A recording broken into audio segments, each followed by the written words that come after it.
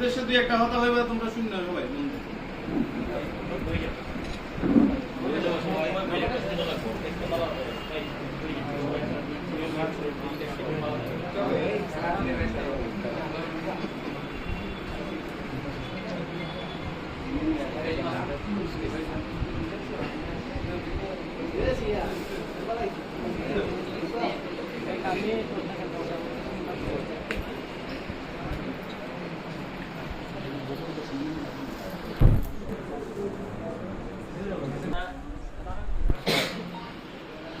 অনেক ছোট ভাই আমি যখন ছাত্রলীগ করছি 2006-এ তো বাড়ি ঘুরে দিল আমার হল থেকে ছাত্রলীগের করার কারণে আমার হল থেকে বার করে দিয়েছি ঢাকা বিশ্ববিদ্যালয় থেকে।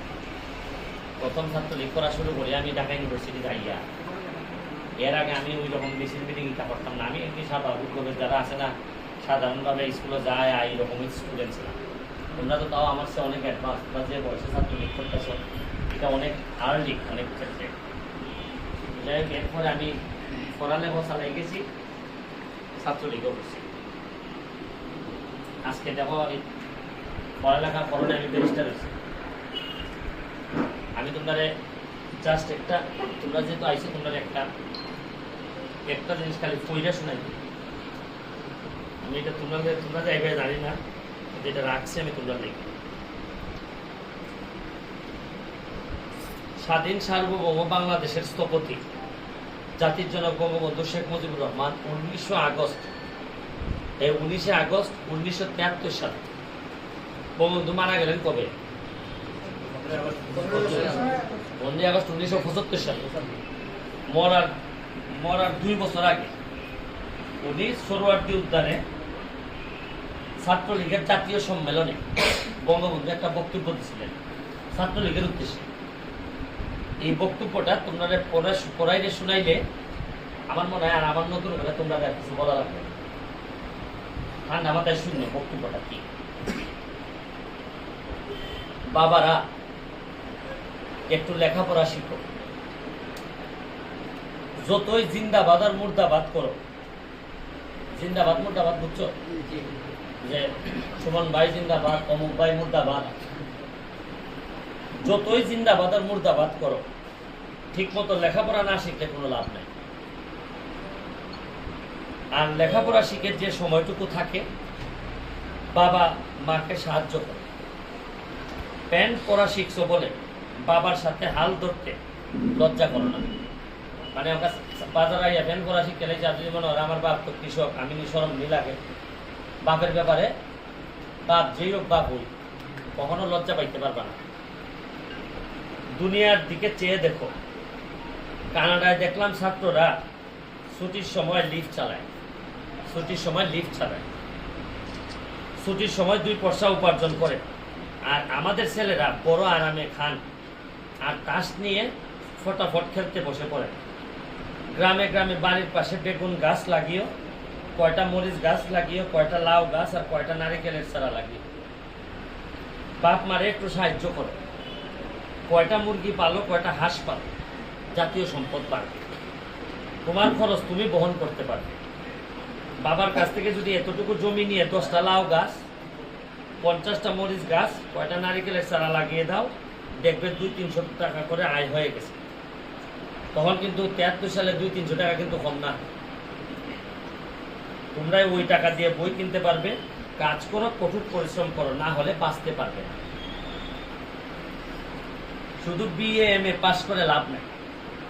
আমি চাই কৃষি কলেজ, কৃষি স্কুল, ইঞ্জিনিয়ারিং স্কুল, কলেজ ও স্কুল যাতে সত্যিকারের মানুষ পয়দা হয়। বুনিয়াদী শিক্ষা নিলে কাজ করে খেয়ে বাঁচতে পারবে। বুনিয়াদী শিক্ষা কোনটা? বুনিয়াদী শিক্ষা হইল গিয়া যেমন ধরো ওই যে টেকনিক্যাল এডুকেশন কইলে নিই আমরা, কীভাবে ইন্টারনেট ঠিক করে, কীভাবে কম্পিউটার ঠিক করে, কীভাবে ট্রাক্টর ঠিক করে, তাদের হয় বুনিয়াদী শিক্ষা। ইংরেজরা এই কেরানি পয়দা কইরা কইরা দেশটারে শেষ করে দিয়ে গেছে। তোমাদের মানুষ হতে হবে ভাইরা আমার, তোমাদের মানুষ হতে হবে ভাইরা আমার। আমি কিন্তু সোজা সোজা কথা বলি, রাগ করতে পারবে না। রাগ করো আর যাই করো, আমার কথাগুলো শুনো, লেখাপড়া করো আর নিজেরা নকল বন্ধ করো। আর এই ঘুষ দুর্নীতি চুরি ডাকাতির বিরুদ্ধে গ্রামে গ্রামে থানায় থানায় সংঘবদ্ধ হয়ে আন্দোলন করে তুমি। প্রশাসনকে ঠিকভাবে চালাতে সময় লাগবে, এর একেবারে পা থেকে মাথা পর্যন্ত গলদ আছে। মাঝে মাঝে ছোটখাটো অপারেশন করতেছি, বড় অপারেশন এখনই করি নাই, সময় আসলে করা যাবে। তোমাদের আমি এইটুকু অনুরোধ করছি, তোমরা সংঘবদ্ধ হও আর মেহেরবানি করে আত্মকলহ করো না। আত্মকলহ মানে কি তা? গ্রুপিং গ্রুপিং গ্রুপিং করো না, এক হয়ে কাজ করো। দেশের দুর্দিনে স্বাধীনতার শত্রুরা ঐক্যবদ্ধ, সাম্প্রদায়িকতাবাদীরা দলবদ্ধ, তোমরা সংঘবদ্ধ হয়ে দেশকে রক্ষা করতে হবে। এই হলো বঙ্গবন্ধুর বক্তব্য। 73 সালে ছাত্রলীগের বড় সমাবেশে উনি এই বক্তব্য দিচ্ছেন। এখানে মধ্যে 3-4টা কথাই গুরুত্বপূর্ণ। তাই কি একবারও কইছেন যে সারাদিন মিছিল মিটিং করো? বুঝছেন? এখানে পুরোটা দেখাত পাইছো?